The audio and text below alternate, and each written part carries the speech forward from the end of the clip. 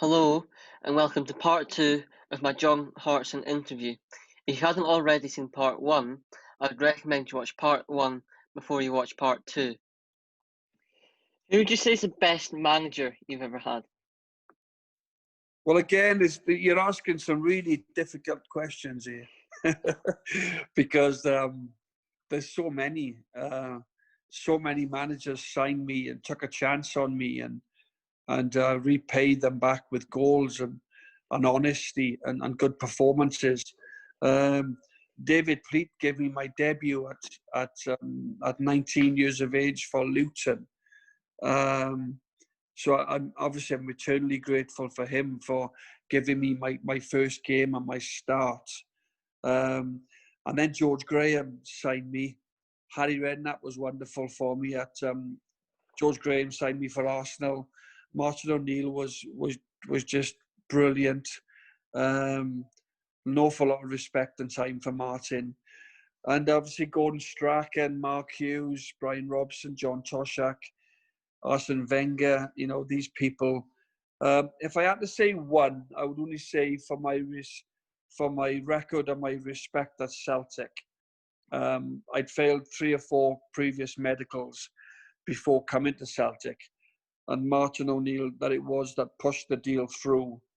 And he showed a lot of faith and trust in me to complete the medical and to go on and play games for Celtic at the highest level.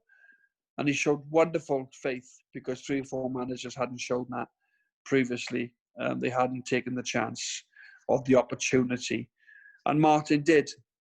And, it's a thing that I'll be always grateful to have represented Celtic Football Club.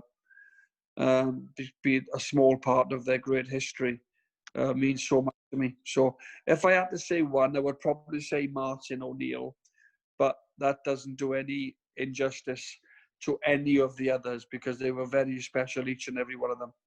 Of course. So, what was the last game you played in? Last game I played in was Burnley away for Norwich City on loan. That was in 2008. We lost the game 2-1. I was a West Brom player, and I went on loan to Norwich, and I knew in the dressing room after the game, I knew I was done. I knew that would be my last game. There was no fuss over it. I just knew that I'd played over 500 games in my career. It wasn't the finish that a lot of people get, a lot of footballers get. They get a send-off and they get the home crowd and they get testimonials and they get tribute games and things like that. I never quite got that.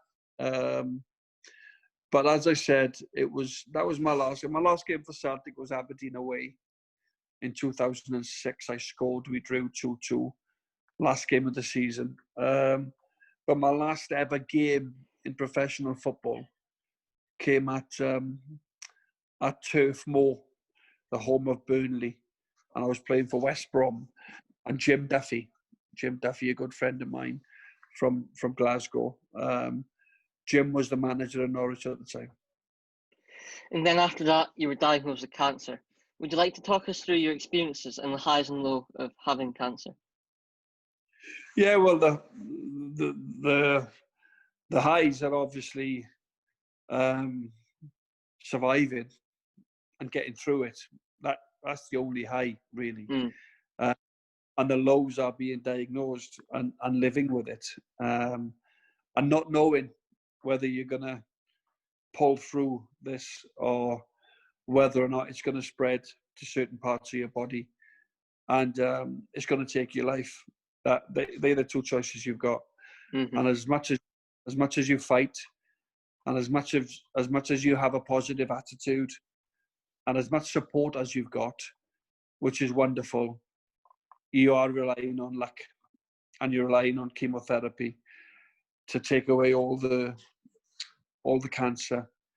You're relying on great doctors and surgeons when they operate on you to do a great job, which they do, but you need the operations to work and to click in and to make you better.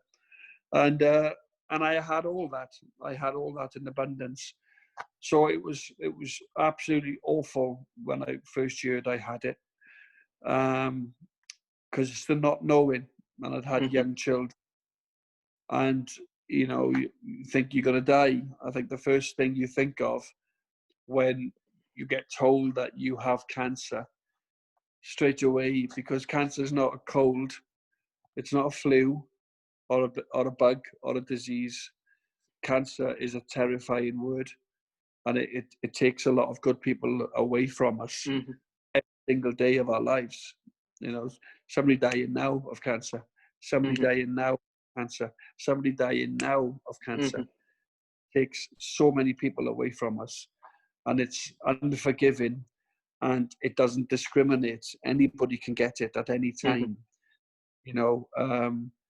So when I got told, it was heartbreaking, it was terrifying, it was frightening, it was all these words. But then, through the grace of God and a little bit of luck, I managed to come through. And then coming through the cancer, then you're ecstatic.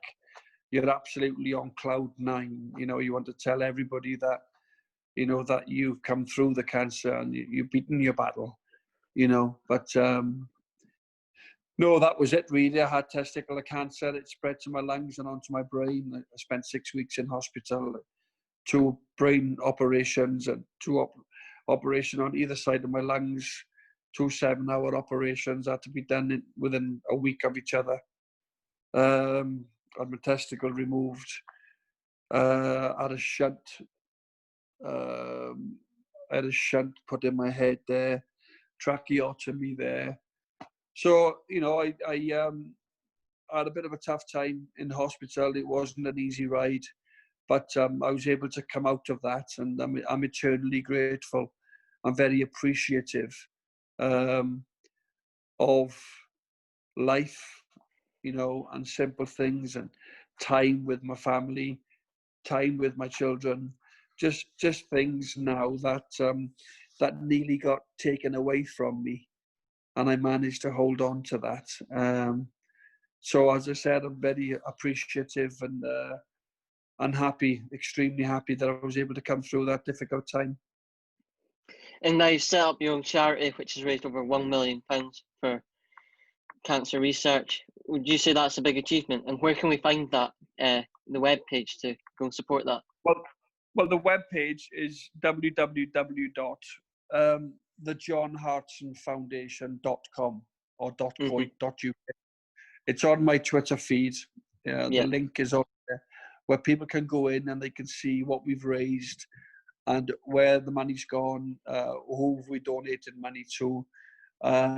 They can look at events, they can make a donation, they can decide, they can log in to come to one of our events. We generally do 4 events every year. We look at it at the start of each year, and as I said, I'm extremely proud to have raised that amount of money, because it's the support. It's the, you know, you have to get the. It's about recognizing cancer, and there's a lot of kind people out there that will give. It's about recognizing and keep repeating the awareness side of cancer, because it's the people that don't know. Like myself, I didn't know anything about testicular cancer.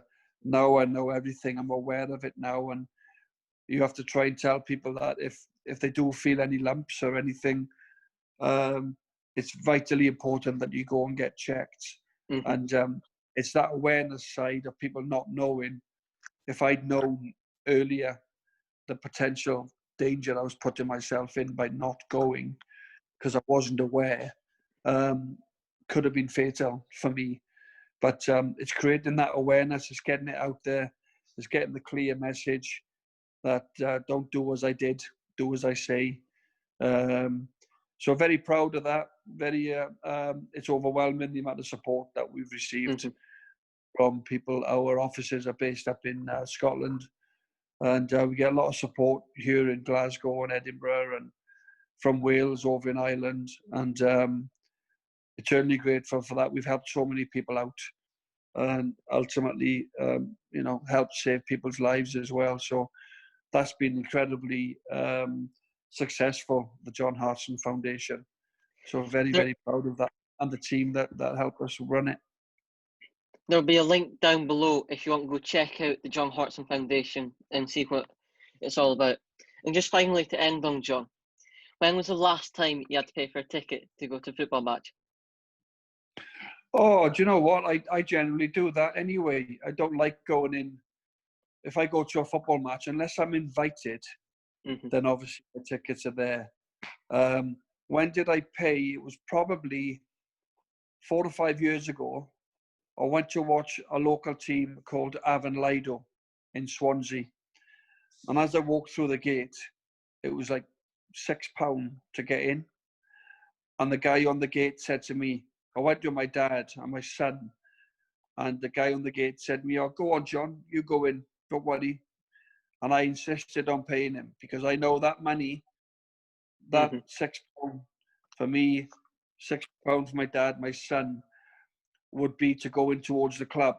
That would be paying some of the players' wages, paying for the drinks, and whatever food that they would put in the catering sort of the van by the side of the pitch, the cups of teas. So I didn't want to go in for nothing. I didn't feel as if I needed that privilege of going in for nothing. So a lovely gesture by the guy that was on the door taking the ticket money. But I insisted on giving him my money because I knew it was going to the club. And, a lot of these clubs, they survive on ticket money and getting people through the gate and things like this. So that would have probably been the last time. There's probably another time before that. But I can't really remember a lot about what happened 2 days ago, never mind 5 or 6 years ago. Right, John, that wraps it up. Thank you so much for coming on. It's been a pleasure. Thank you very much. Take care. Thank you.